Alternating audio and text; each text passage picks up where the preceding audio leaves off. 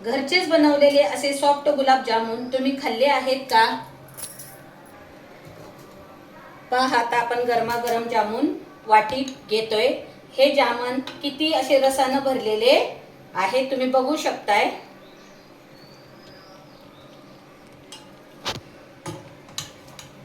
एकदम पाकळी भरलेले आहे.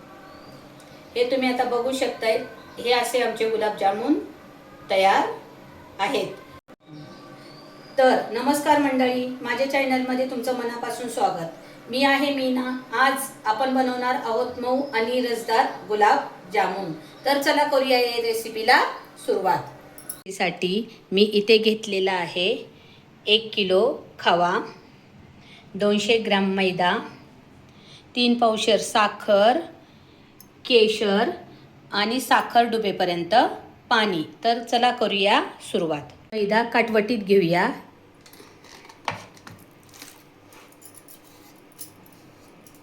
एकदम ताजा आणि लुसलुशीत आहे. आता आपण त्याच्यामध्ये घालूया 200 ग्राम मैदा. हे प्रमाण बरोबर आहे जामांसाठी. 1 किलो खव्यासाठी 200 ग्राम मैदा एकदम परफेक्ट प्रमाण आहे.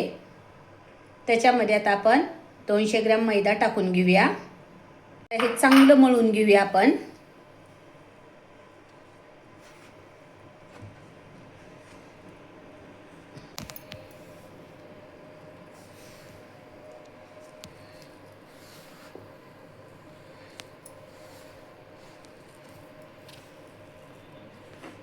आता इथे खव्यानुसार पण मैद्याचं प्रमाण कमी जास्त पण होऊ शकतं, कारण खवा ताजा असल्यामुळे याच्यामध्ये मैदा पण जास्त लागू शकतो.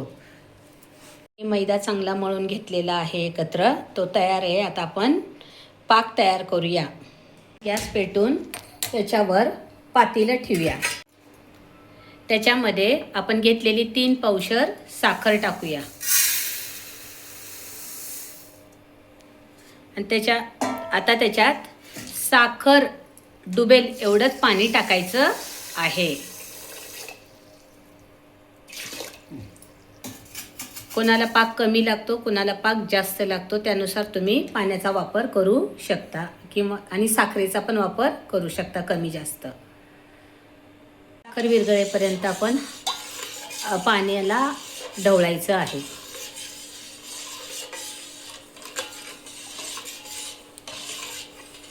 त्यामध्ये थोडे केशर टाकूया.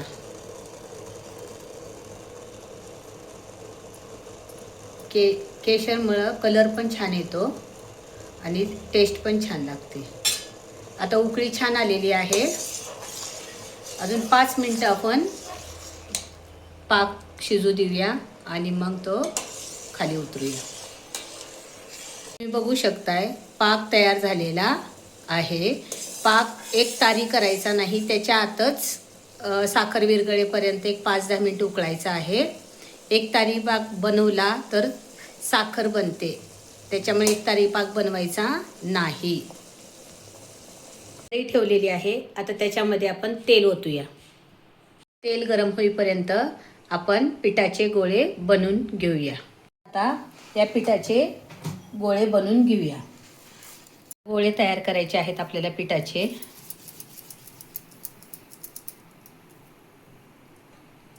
अशा पद्धतीने गोळे तयार करायचे आहेत.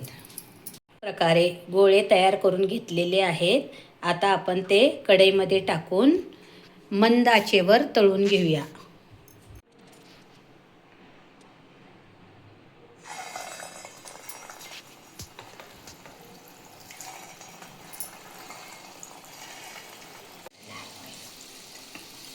आता हे गोळे मंद आचेवर छानपैकी गोल्डन कलर येईपर्यंत तळून घ्यायचे. तुम्ही बघू शकतायत जामन चांगले तळले गेलेले आहेत आणि कलर पण छान आलेला आहे. आता आपण हे काढूया.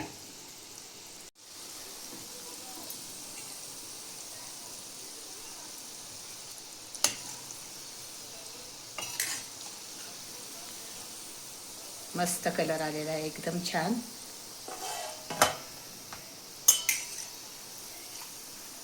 तेल चांगलं नितळून काढायचं आहे, नाहीतर तेल जर जामनमध्ये राहिलं तर ते पाकात उतरू शकतं. तळलेले जामन आपण थेट पाकात टाकूया.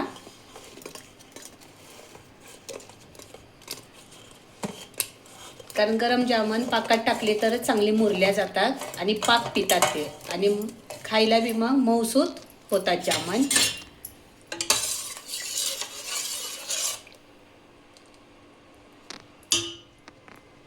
आता हे तळलेले जामन आपण पाकात टाकलेले आहेत. किमान ते 2 ते 3 तास आपण पाकात भिजत ठेवूया. तुम्ही बघू शकतायत आता जामन तयार झालेले आहेत. एकदम मस्त झालेले आहेत. तर अशा प्रकारे आपल्या गरमागरम आणि रसाळ गुलाबजाम तयार झाले आहेत. तुम्हालाही ही रेसिपी आवडली असेल तर व्हिडिओला एक लाईक नक्की करा. तुमच्या मित्रमैत्रिणींशी नक्की शेअर करा आणि अशाच चविष्ट रेसिपीसाठी आपल्या चॅनलला सबस्क्राईब करायला विसरू नका. पुन्हा भेटूया एक नवीन रेसिपी सोबत. धन्यवाद.